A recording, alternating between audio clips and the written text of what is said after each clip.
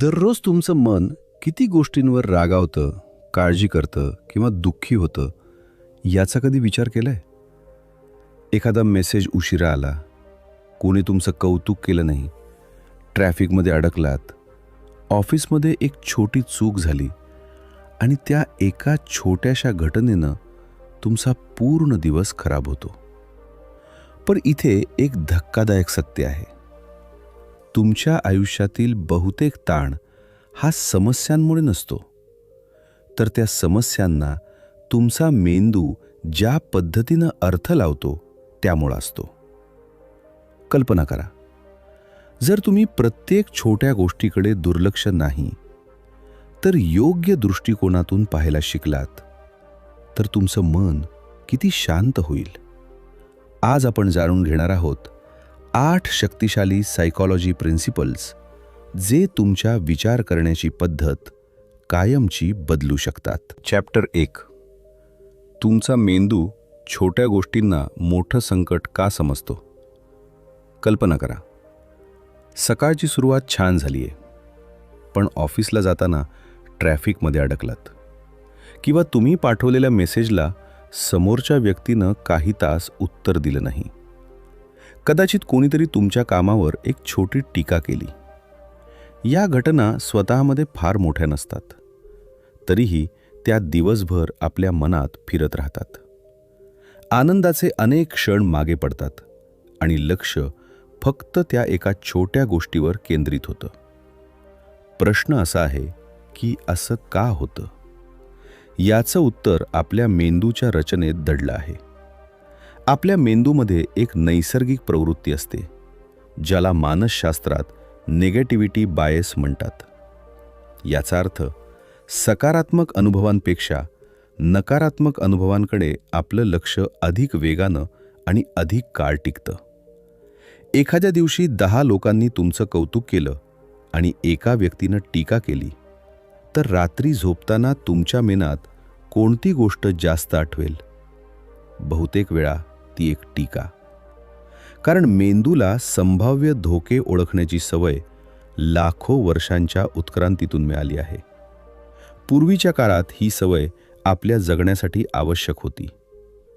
जंगलात राहणाऱ्या आपल्या पूर्वजांनी प्रत्येक आवाज, प्रत्येक सावली आणि प्रत्येक अनोळखी हालचालीकडे दुर्लक्ष केलं असतं, तर त्यांचं जगणं कठीण झालं असतं. म्हणूनच आपल्या मेंदूचा एक भाग सतत विचारत असतो, इथे काही धोका तर नाही ना? हा सर्व्हायवल ब्रेन आजही तसाच कार्यरत आहे. फरक इतकाच की आज जंगलातील सिंह नाहीत, पण ईमेल, सोशल मीडिया, ऑफिसचा ताण आणि लोकांची मतं यांनाच मेंदू अनेकदा धोक्यासारखं समजतो. याच वेळी आणखी एक प्रक्रिया सुरू होते, जिला इमोशनल ॲम्प्लिफिकेशन म्हणता येईल. म्हणजेच एखादी छोटी घटना आपल्या भावनांमुळे मनात मोठी बनते. एका छोट्या गैरसमजाला आपण नातं तुटण्याची सुरुवात समजतो. एका छोट्या चुकीला आपण स्वतःच्या अपयशाचा पुरावा मानतो. घटना लहान असते, पण तिच्याभोवती आपल्या मनानं तयार केलेली कथा खूप मोठी असते. हीच आधुनिक जीवनातील सर्वात मोठी विसंगती आहे. आपला मेंदू अजूनही आदिम काळातील सुरक्षेच्या पद्धतीनं काम करतो, पण आपण डिजिटल आणि वेगवान जगात जगतो. मोबाईलवरील प्रत्येक नोटिफिकेशन, सोशल मीडियावरील प्रत्येक तुलना किंवा एखाद्याच्या चेहऱ्यावरील गंभीर भाव यांना मेंदू कधीकधी वास्तविक संकटासारखा अर्थ लावतो. प्रत्यक्षात धोका नसतानाही शरीरात ताण वाढतो, हृदयाचे ठोके वाढतात आणि मन सतत विचारांच्या भोवऱ्यात अडकतं. म्हणूनच छोट्या समस्या आपल्याला प्रचंड मोठ्या वाटतात. समस्या मोठी नसते, तिला दिलेला मानसिक अर्थ मोठा असतो. ही गोष्ट समजून घेणं हा बदलाचा पहिला टप्पा आहे. जेव्हा पुढच्या वेळी एखादी छोटी गोष्ट तुमचं मन अस्वस्थ करेल, तेव्हा स्वतःला एक प्रश्न विचारा, ही घटना खरोखरच धोकादायक आहे का? की माझा मेंदू फक्त जुन्या सवयीप्रमाणे प्रतिक्रिया देत आहे? अनेकदा उत्तर दुसरंच असतं. आणि जेव्हा तुम्हाला ही जाणीव होऊ लागते तेव्हा तुम्ही प्रत्येक छोट्या गोष्टीवर भावनिक प्रतिक्रिया देणं कमी करता. मन हळूहळू शांत होऊ लागतं, कारण तुम्ही समस्यांशी लढत नाही तर त्यांना पाहण्याचा तुमचा दृष्टिकोन बदलत असता. पण इथेच एक आणखी मोठा प्रश्न उभा राहतो. जर आपल्या मेंदूची ही सवय जन्मजात असेल तर आपण तिला बदलू शकतो का? पुढील अध्यायात आपण याचं उत्तर शोधणार आहोत. चॅप्टर 2. सगळ्यावर कंट्रोल ठेवण्याची सवयच तणावाचं कारण असते. तुम्ही कधी लक्ष दिलंय का? आपल्या आयुष्यातील बहुतेक ताण हा घडलेल्या घटनांमुळे नसतो, तर त्या घटना आपल्या मनासारख्या घडल्या नाहीत म्हणून निर्माण होतो. आपल्याला प्रत्येक गोष्ट आपल्या नियंत्रणात असावी असं वाटतं. लोकांनी आपल्या अपेक्षेप्रमाणे वागावं, परिस्थिती नेहमी आपल्या बाजूने असावी, कोणतीही अडचण येऊ नये आणि प्रत्येक योजना अगदी परफेक्ट पार पडावी. पण वास्तव वेगळं असतं. आणि जेव्हा वास्तव आपल्या अपेक्षांशी जुळत नाही तेव्हा तणाव सुरू होतो. मानसशास्त्रात याला इल्युजन ऑफ कंट्रोल म्हणतात. म्हणजेच आपल्याला असं वाटतं की आपण आपल्या आयुष्यातील खूप गोष्टी नियंत्रित करू शकतो, पण प्रत्यक्षात त्यातील अनेक गोष्टी आपल्या हातातच नसतात. आपण हवामान बदलू शकत नाही, इतरांच्या भावना नियंत्रित करू शकत नाही, ट्रॅफिक थांबवू शकत नाही किंवा भूतकाळ बदलू शकत नाही. तरीसुद्धा आपण या गोष्टी बदलण्याचा मानसिक प्रयत्न करत राहतो. हा प्रयत्नच आपली मानसिक ऊर्जा संपवतो. समजा तुम्ही एखाद्या महत्त्वाच्या मीटिंगसाठी निघाला आहात आणि अचानक रस्त्यावर मोठी वाहतूक कोंडी लागते. या क्षणी तुमच्याकडे 2 पर्याय असतात. पहिला म्हणजे रागावणं, सतत घड्याळ पाहणं, स्वतःला दोष देणं आणि परिस्थितीवर चिडणं. दुसरा म्हणजे वास्तव स्वीकारणं आणि पुढे काय करता येईल याचा विचार करणं. ट्रॅफिक तुमच्या रागामुळे कमी होणार नाही, पण तुमचा तणाव नक्कीच वाढेल. याच ठिकाणी एक्सेप्टन्स सायकॉलॉजी महत्त्वाची ठरते. स्वीकार म्हणजे हार मानणं नाही, स्वीकार म्हणजे वास्तवाला वास्तव म्हणून पाहणं. ज्या गोष्टी बदलता येत नाहीत त्यांच्याशी लढण्याऐवजी त्यानुसार स्वतःला जुळवून घेणं. जेव्हा आपण वास्तव स्वीकारतो तेव्हा मन विरोध करणं थांबवतं आणि उपाय शोधायला सुरुवात करतं. यासाठी एक सोपी मानसिक सवय उपयोगी पडते, जिला सर्कल ऑफ कंट्रोल म्हणतात. स्वतःला प्रत्येक समस्येच्या वेळी एक प्रश्न विचारा. या परिस्थितीत माझ्या नियंत्रणात काय आहे? उदाहरणार्थ, इतर लोकांचं मत तुमच्या नियंत्रणात नाही, पण त्यावर तुमची प्रतिक्रिया नक्कीच आहे. पाऊस तुमच्या हातात नाही, पण छत्री येऊन बाहेर पडणं तुमच्या हातात आहे. नोकरीतील प्रत्येक निर्णय तुमच्या हातात नसतो, पण तुमचं काम प्रामाणिकपणे करणं तुमच्या हातात असतं. याच विचारातून लेटिंग गोची सुरुवात होते. अनेक लोकांना वाटतं की प्रत्येक गोष्ट धरून ठेवणं म्हणजे जबाबदारी, पण खरं पाहिलं तर काही गोष्टी सोडून देणं हीच मानसिक परिपक्वता असते. प्रत्येक वाद जिंकणं आवश्यक नसतं, प्रत्येक टीकेला उत्तर देणं गरजेचं नसतं, प्रत्येक छोट्या चुकीवर स्वतःला शिक्षा करणंही योग्य नसतं. काही गोष्टी जाऊ देण्याची ताकदच मनाला हलकं करते. याचा सर्वात मोठा फायदा म्हणजे एनर्जी मॅनेजमेंट. आपल्या दिवसात मानसिक ऊर्जेचा एक मर्यादित साठा असतो. जर ती ऊर्जा आपण अशा गोष्टींवर खर्च केली ज्या आपल्या नियंत्रणातच नाहीत, तर खरंच महत्त्वाच्या निर्णयांसाठी काहीच उरत नाही. पण जेव्हा आपण फक्त आपल्या कृती, विचार आणि निर्णयांवर लक्ष केंद्रित करतो, तेव्हा तीच ऊर्जा आपल्याला शांत, प्रभावी आणि आत्मविश्वासी बनवते. लक्षात ठेवा, शांत माणूस तो नसतो ज्याच्या आयुष्यात समस्या नसतात. शांत माणूस तो असतो ज्याला कोणत्या गोष्टी बदलता येतात आणि कोणत्या स्वीकाराव्या लागतात यातील फरक समजलेला असतो. ज्या क्षणी तुम्ही प्रत्येक गोष्टीवर नियंत्रण ठेवण्याचा हट्ट सोडता, त्या क्षणापासून तणाव तुमच्यावरचं नियंत्रण गमावू लागतो. पण अजून एक मानसिक सवय आहे जी माणसाला अनावश्यक दुःख देते. ती म्हणजे प्रत्येक गोष्ट स्वतःशी जोडून घेण्याची सवय. पुढील अध्यायात आपण पाहूया दुसऱ्यांच्या प्रत्येक वागण्याचा अर्थ आपण स्वतःबद्दल का काढतो. चॅप्टर 3. प्रत्येक गोष्ट पर्सनल घेणं थांबवा. कल्पना करा, तुम्ही एखाद्याला मेसेज करता आणि अनेक तास त्याचं उत्तर येत नाही. लगेच मनात विचार सुरू होतात. मी काही चुकीचं बोललो का? तो माझ्यावर नाराज आहे का? आता त्याला माझ्याशी बोलायचं नसेल. काही मिनिटातच आपण अशी एक कथा तयार करतो ज्याचा वास्तवाशी कदाचित काहीच संबंध नसतो. खरं म्हणजे समोरची व्यक्ती कामात व्यस्त असू शकते, तिचा फोन सायलेंटवर असू शकतो, किंवा ती स्वतःच्या काही समस्यांशी झुंजत असू शकते. पण आपला मेंदू प्रत्येक गोष्ट स्वतःशी जोडून पाहण्याची सवय लावून घेतो. मानसशास्त्रात याला पर्सनलायझेशन बायस म्हणतात. म्हणजे इतरांच्या वागण्यामागचं कारण नेहमी स्वतःशी संबंधित आहे असा चुकीचा निष्कर्ष काढणं. ही सवय हळूहळू आत्मविश्वास कमी करते आणि अनावश्यक तणाव निर्माण करते. एखाद्याचा मूड खराब असेल, बॉसने कमी बोललं असेल किंवा मित्राने कार्यक्रम रद्द केला असेल तरी आपण लगेच स्वतःलाच दोष देऊ लागतो. पण वास्तव हे आहे की प्रत्येक व्यक्ती तिच्या स्वतःच्या आयुष्यातील संघर्ष, चिंता आणि अनुभवांमधून वागत असते. प्रत्येकाच्या मनात अशी एक लढाई सुरू असते जी बाहेरून दिसत नाही. त्यामुळे दुसऱ्यांच्या प्रत्येक कृतीचा अर्थ आपल्या व्यक्तिमत्वाशी जोडणं योग्य नसतं.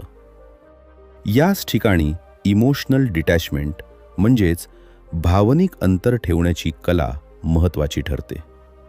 याचा अर्थ लोकांपासून दूर जाणं नाही किंवा भावना दाबणं नाही. याचा अर्थ इतकाच की प्रत्येक गोष्ट मनावर न घेणं.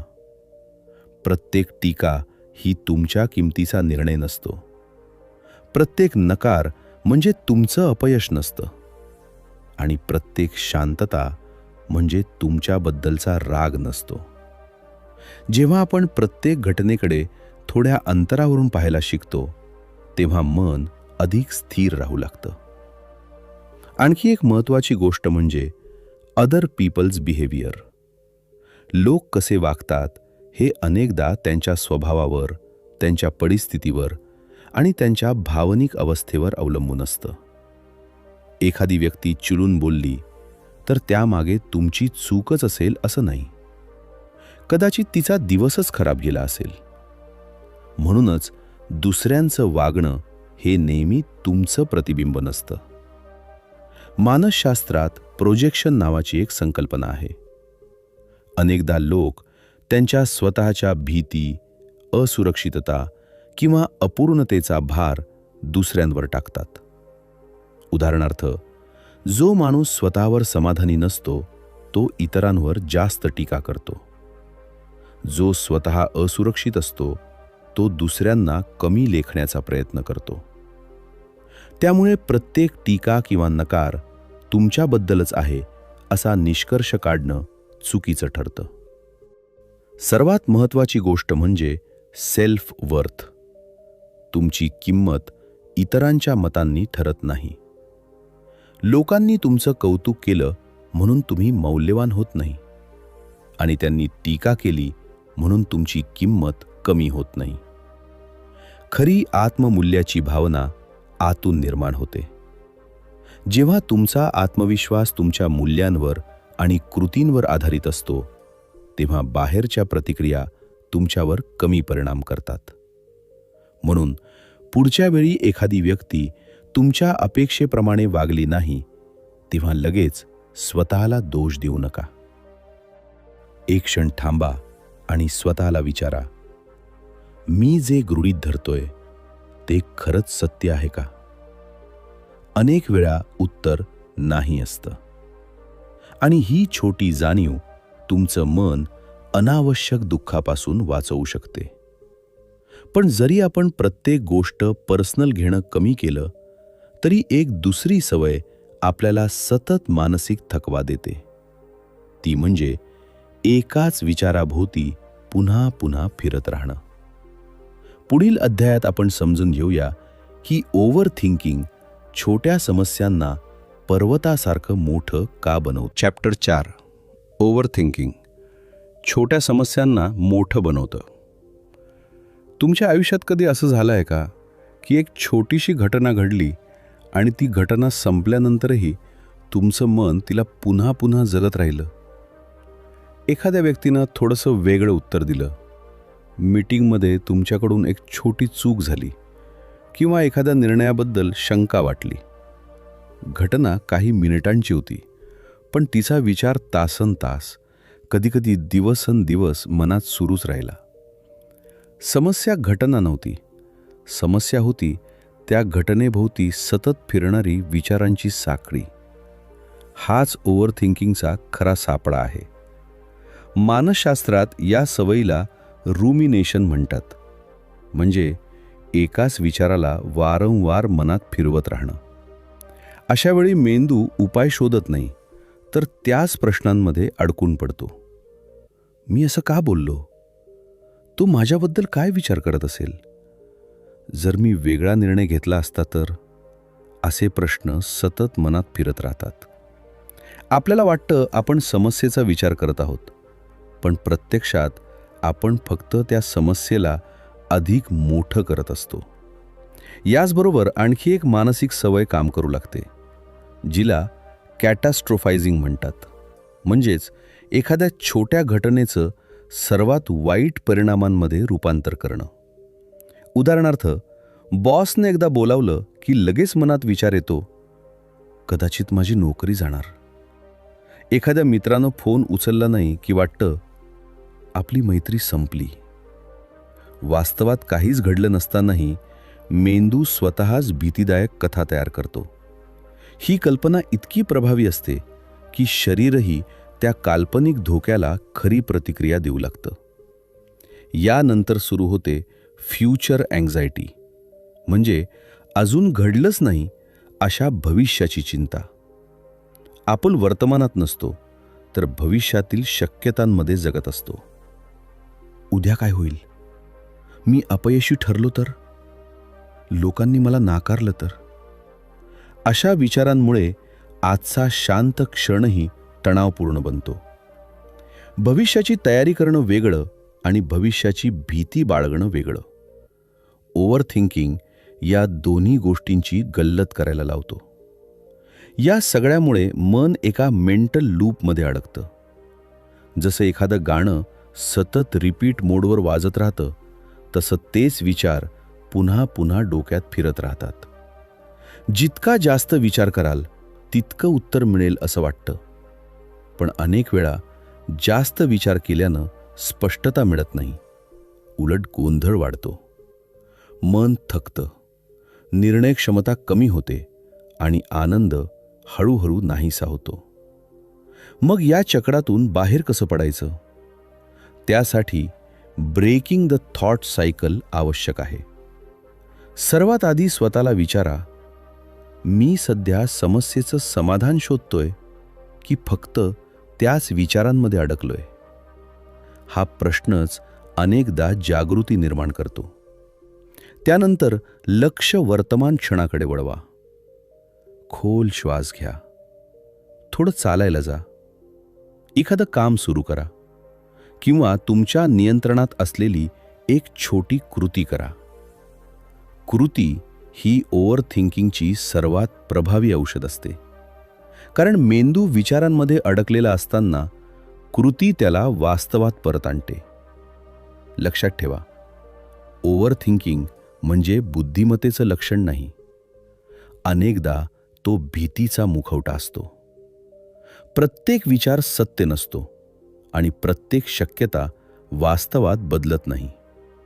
जेव्हा तुम्ही विचारांना फक्त विचार म्हणून पाहायला शिकता, तेव्हा त्यांचं तुमच्यावरचं नियंत्रण कमी होऊ लागतं. पण मन शांत करण्यासाठी फक्त विचार थांबवणं पुरेसं नाही. पुढचा टप्पा म्हणजे परिस्थितीवर लगेच प्रतिक्रिया न देता योग्य प्रतिसाद देणं. पुढील अध्यायात आपण पाहूया, रिॲक्शन ऐवजी रेस्पॉन्स निवडणं मानसिक शांततेसाठी इतकं महत्त्वाचं का आहे. चॅप्टर 5, रिॲक्शन ऐवजी रिस्पॉन्स निवडायला शिका. कल्पना करा, तुम्ही दिवसभर मेहनत करून एक महत्त्वाचं काम पूर्ण केलं आहे, पण शेवटी कोणीतरी फक्त एकच वाक्य बोलतं. हे अजून चांगलं होऊ शकलं असतं. त्या एका वाक्याने तुमचा मूड बदलतो, राग येतो, मन दुखावतं आणि कदाचित तुम्ही लगेच उत्तरही देता. काही मिनिटांनंतर मात्र जाणवतं की आपण जरा जास्तच प्रतिक्रिया दिली. असा अनुभव जवळजवळ प्रत्येकाने घेतलेला असतो. कारण बहुतेक वेळा आपली समस्या परिस्थिती नसते, तर त्या परिस्थितीवर दिलेली तात्काळ प्रतिक्रिया असते. आपल्या मेंदूमध्ये भावना आणि विचार हे नेहमी एकाच वेगाने काम करत नाहीत. एखादी गोष्ट मनाला धक्का देते, तेव्हा भावना आधी जागृत होतात आणि विचार नंतर. म्हणूनच आपण रागात, भीतीत किंवा दुःखात घेतलेले निर्णय अनेकदा चुकीचे ठरतात. याच ठिकाणी इमोशनल रेग्युलेशन म्हणजे भावनांचं व्यवस्थापन महत्त्वाचं ठरतं. याचा अर्थ भावना दाबणं नाही, तर त्या समजून घेणं आणि त्यांच्यावर नियंत्रण ठेवणं. भावना नैसर्गिक आहेत, पण त्यांच्यावर कृती करणं हा आपला निर्णय असतो. यासाठी मानसशास्त्रात एक महत्त्वाची संकल्पना सांगितली जाते, ती म्हणजे रिस्पॉन्स गॅप. कोणतीही घटना घडते आणि त्यावर आपण प्रतिक्रिया देतो. या दोन गोष्टींच्या मध्ये एक छोटासा क्षण असतो. तो क्षण खूप लहान असतो, पण त्यातच आपल्या आयुष्याची गुणवत्ता दडलेली असते. जर आपण त्या एका क्षणात थांबू शकलो, तर भावनेच्या भरात घेतलेला निर्णय टाळू शकतो. अनेकदा फक्त 10 सेकंद शांत राहणं, एक खोल श्वास घेणं किंवा लगेच उत्तर न देणंही मोठा फरक निर्माण करतं. याच क्षमतेला मजबूत करण्यासाठी माइंडफुलनेस खूप उपयुक्त ठरते. माइंडफुलनेस म्हणजे वर्तमान क्षणात पूर्णपणे उपस्थित राहणं. भूतकाळातील चुका किंवा भविष्याची चिंता यामध्ये अडकण्याऐवजी सध्या काय घडत आहे हे शांतपणे पाहणं. जेव्हा तुम्ही तुमच्या भावनांकडे निरीक्षकाच्या भूमिकेतून पाहता, तेव्हा त्या भावना हळूहळू त्यांची ताकद गमावू लागतात. राग येतो, पण तो तुमच्यावर राज्य करत नाही. भीती वाटते, पण ती तुमचे निर्णय नियंत्रित करत नाही. यानंतर येतं सेल्फ कंट्रोल. अनेक लोकांना वाटतं की स्वतःवर नियंत्रण म्हणजे कठोरपणा, पण खरं सेल्फ कंट्रोल म्हणजे योग्य क्षणी योग्य कृती निवडण्याची क्षमता. प्रत्येक टीकेला उत्तर देणं आवश्यक नसतं. प्रत्येक वाद जिंकणं गरजेचं नसतं. कधीकधी शांत राहणं, योग्य वेळेची वाट पाहणं किंवा परिस्थिती समजून घेणं हेच सर्वात प्रभावी उत्तर असतं. ही कमजोरी नसून मानसिक ताकदीचं लक्षण आहे. याचा शेवटचा परिणाम दिसतो काम डिसिजन मेकिंगमध्ये. जेव्हा मन शांत असतं, तेव्हा निर्णय स्पष्ट होतात. अशावेळी आपण भावनांच्या प्रभावाखाली नव्हे, तर मूल्यांवर आणि वास्तवावर आधारित निर्णय घेतो. शांत मनाला दूरचं चित्र दिसतं, तर अस्थिर मन फक्त त्या क्षणातील भावनांमध्ये अडकून राहतं. म्हणूनच यशस्वी आणि मानसिकदृष्ट्या मजबूत लोक प्रत्येक परिस्थितीवर लगेच प्रतिक्रिया देत नाहीत. ते आधी समजून घेतात, मग निर्णय घेतात. लक्षात ठेवा, तुमची खरी ताकद तुम्ही किती पटकन प्रतिक्रिया देता यात नसते, तर किती शांतपणे योग्य प्रतिसाद देता यात असते. प्रत्येक वेळी आयुष्य तुम्हाला 2 पर्याय देतं: भावनांच्या भरात वाहून जाणं किंवा थोडा वेळ थांबून शहाणपणाने कृती करणं. हा छोटासा फरकच तुमच्या नात्यांमध्ये, करिअरमध्ये आणि मानसिक शांततेमध्ये मोठा बदल घडवू शकतो. पण शांत प्रतिसाद देण्यामध्ये अजून एक मोठा अडथळा असतो. तो म्हणजे प्रत्येक गोष्ट परिपूर्ण करण्याची इच्छा.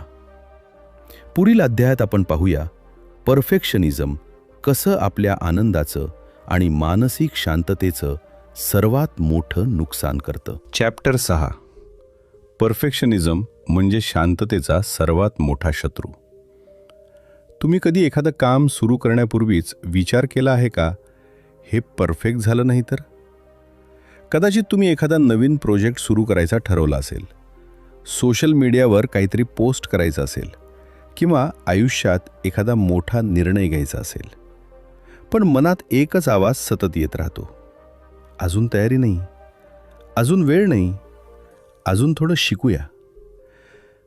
आणि अशा प्रकारे अनेक चांगल्या संधी कधीच सुरू होत नाहीत. कारण आपल्याला अपयशाची भीती नसते, आपल्याला परिपूर्ण नसण्याची भीती असते.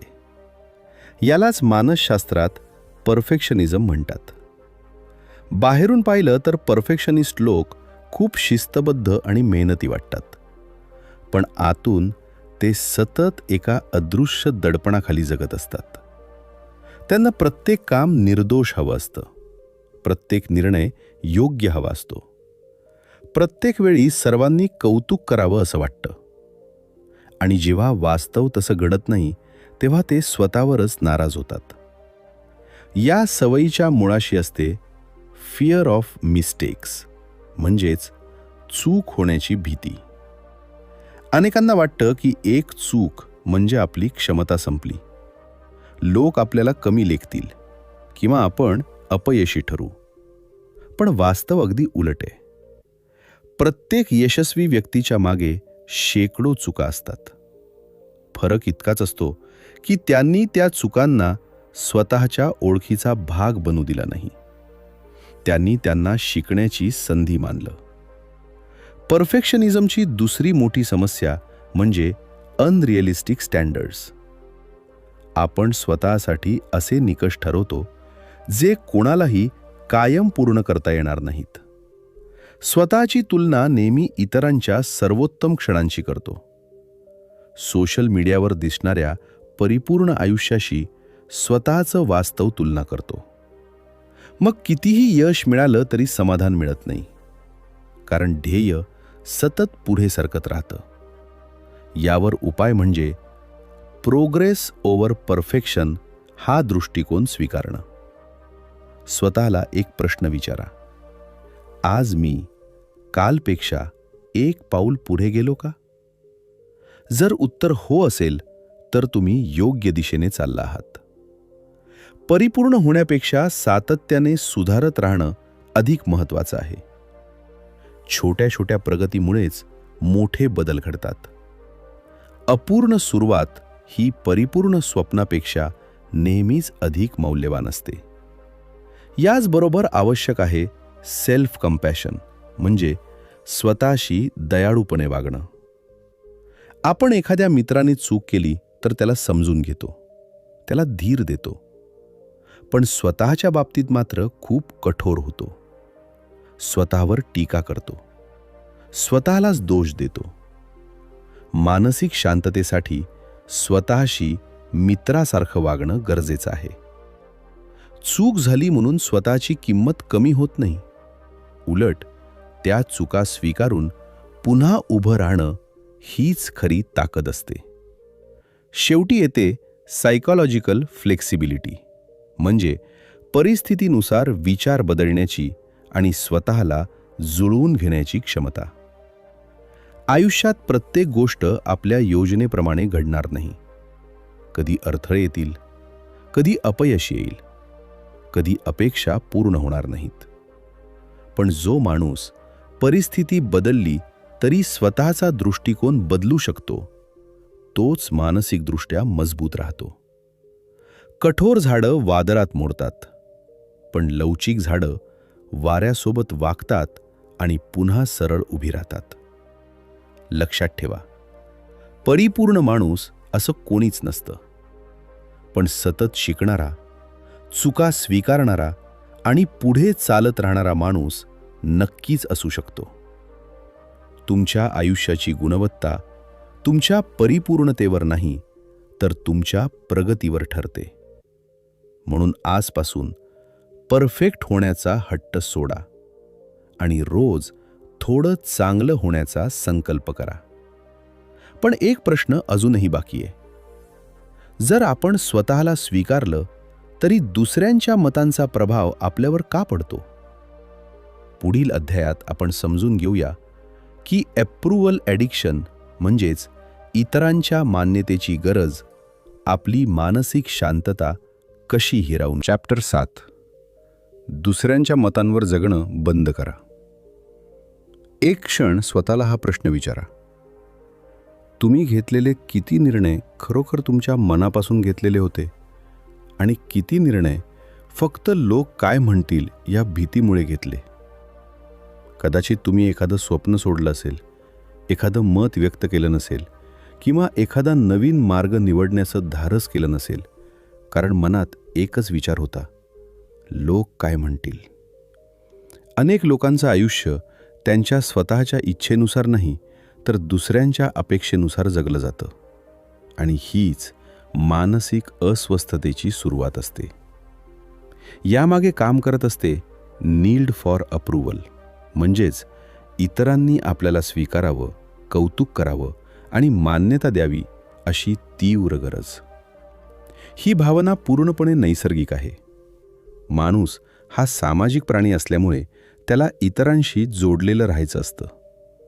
पण जेव्हा आपला आनंद, आत्मविश्वास आणि निर्णय क्षमता पूर्णपणे दुसऱ्यांच्या मतांवर अवलंबून राहते, तेव्हा ही गरज हळूहळू मानसिक ओझं बनते. यानंतर सुरू होते सोशल कंपॅरिझन. आजच्या डिजिटल जगात ही सवय पूर्वीपेक्षा अधिक वाढली आहे. सोशल मीडियावर आपण लोकांचे यश, आनंद, प्रवास आणि उपलब्धी पाहतो. पण त्यामागील संघर्ष, अपयश आणि कठीण दिवस दिसत नाहीत. मग नकळत आपण आपल्या संपूर्ण आयुष्याची तुलना दुसऱ्यांच्या सर्वोत्तम क्षणांशी करतो. त्याचा परिणाम असा होतो की आपल्याकडे कितीही चांगल्या गोष्टी असल्या तरी आपण स्वतःला अपुरं समजू लागतो. यातूनच निर्माण होतो व्हॅलिडेटेशन ट्रॅप, म्हणजे प्रत्येक गोष्टीसाठी बाहेरून मान्यता मिळण्याची सवय. एखाद्या पोस्टवर कमी लाईक्स आले तर मूड खराब होतो. कोणी कौतुक केलं तर आनंद होतो, पण टीका केली की आत्मविश्वास ढासळतो. अशा वेळी आपल्या भावनांचं रिमोट कंट्रोल दुसऱ्यांच्या हातात जातं. ते हसले तर आपण आनंदी, त्यांनी दुर्लक्ष केलं तर आपण दुःखी. ही परिस्थिती आपल्याला कायम अस्थिर ठेवते.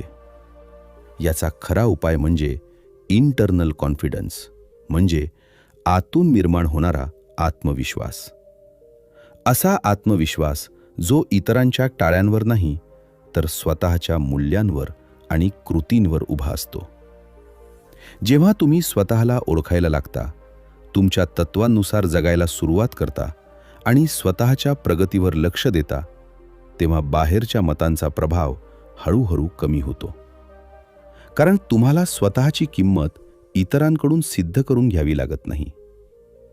याच प्रवासाचा शेवट आहे इमोशनल फ्रीडम, म्हणजे भावनिक स्वातंत्र्य. याचा अर्थ लोकांच्या मतांकडे पूर्णपणे दुर्लक्ष करणं नाही. योग्य टीका स्वीकारणं आणि त्यातून शिकणं महत्त्वाचं आहे. पण प्रत्येक मताला आपल्या आयुष्याचा निर्णय घेऊ देणं योग्य नाही. प्रत्येकाला खुश ठेवणं अशक्य आहे. काही लोक तुमच्यावर प्रेम करतील, काही टीका करतील आणि काहींना तुम्ही कधीच आवडणार नाही. हे वास्तव स्वीकारणं म्हणजेच मानसिक स्वातंत्र्याची सुरुवात. लक्षात ठेवा, ज्या दिवशी तुम्ही स्वतःचं आयुष्य दुसऱ्यांच्या मतांपेक्षा स्वतःच्या मूल्यांनुसार जगायला सुरुवात कराल, त्या दिवशी तुम्हाला एक वेगळीच शांतता अनुभवायला मिळेल. कारण तुमचा आनंद बाहेरच्या टाळ्यांवर अवलंबून राहणार नाही. तो तुमच्या स्वतःच्या विचारांमधून, कृतींमधून आणि आत्मविश्वासातून निर्माण होईल. आणि आता आपण या प्रवासाच्या शेवटच्या टप्प्यावर पोहोचलो आहोत. एक अशी गोष्ट जी या सर्व तत्वांना एकत्र जोडते. पुढील आणि अंतिम अध्यायात आपण समजून घेऊया की जीवन खूप मोठं आहे.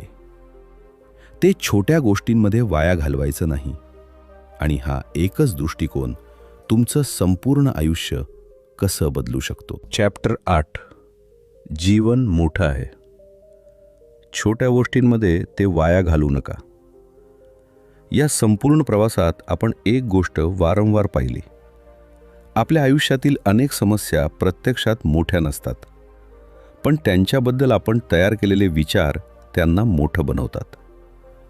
छोट्या चुका, छोट्या टीका, छोट्या गैरसमज आणि छोट्या अडचणी, या सगळ्यांवर आपण इतकी मानसिक ऊर्जा खर्च करतो की आयुष्यातील खऱ्या आनंदाकडे पाहायलाच विसरून जातो. एक क्षण थांबा आणि स्वतःला एक प्रश्न विचारा. 5 वर्षापूर्वी ज्या गोष्टीमुळे तुम्ही खूप अस्वस्थ झाला होता, ती गोष्ट आजही तितकीच महत्त्वाची वाटते का?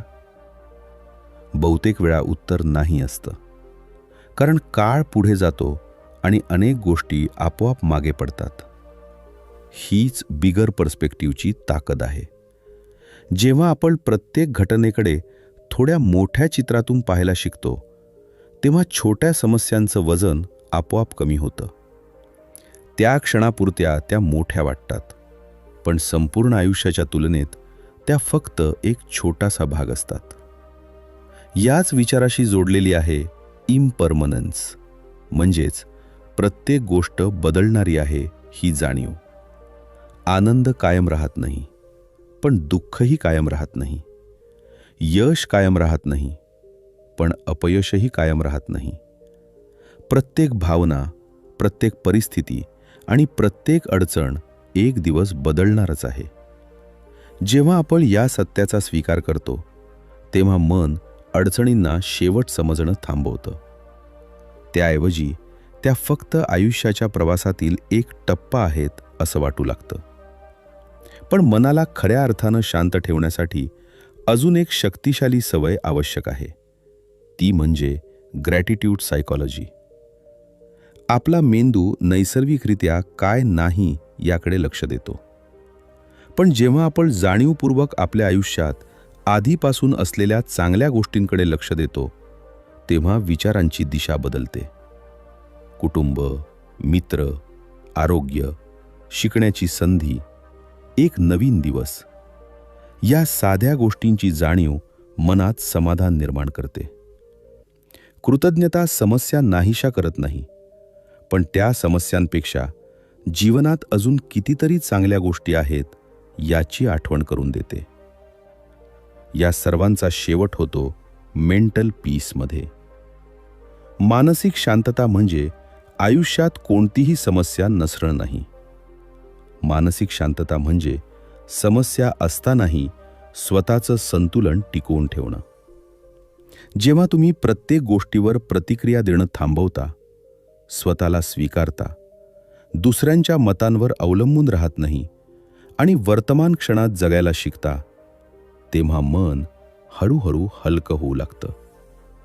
बाहेरचं जग तसंच राहतं, पण त्याकडे पाहण्याची तुमची दृष्टी बदलते. आणि हा बदल टिकवून ठेवण्यासाठी काही daily habits for emotional balance आवश्यक आहेत.